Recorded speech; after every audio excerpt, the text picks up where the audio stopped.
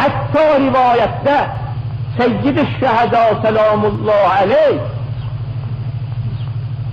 neşin tabut cezesi mühlet aldı Ömer Sa'd'den. Neşin dedi, gidin Ömer Sa'd'e söyleyin, bu cezanı bize mühlet versinler.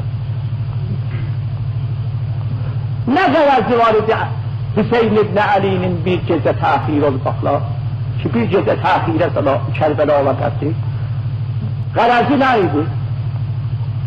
Bazı nakliler üzerine aslı o cezeyi ki Hüseyin İbn Ali mühlet almıştı o cezanı,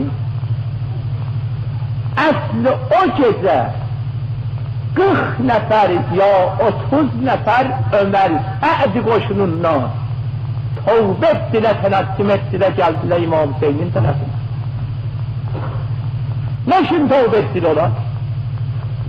Ona göre ki o cezeyi ki tabut cezesiydi.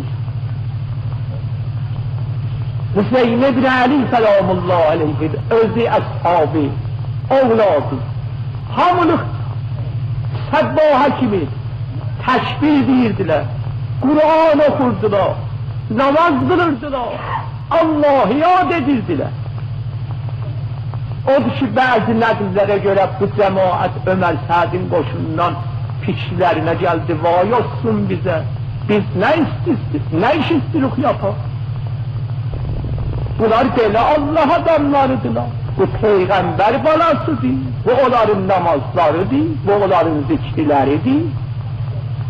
Ve illa yazalla eğer onlar gelmeseydi İmam Hüseyin'in ashabı 72 nefer olmazdı. Davet ettiler cemaati, hidayet ettiler emelleriyle. İmam Hüseyin her iş ki yapıp ha, Kerbela'da her iş ki, her emel ki yapıp Beni Ümeyye'nin esasını hedmedi.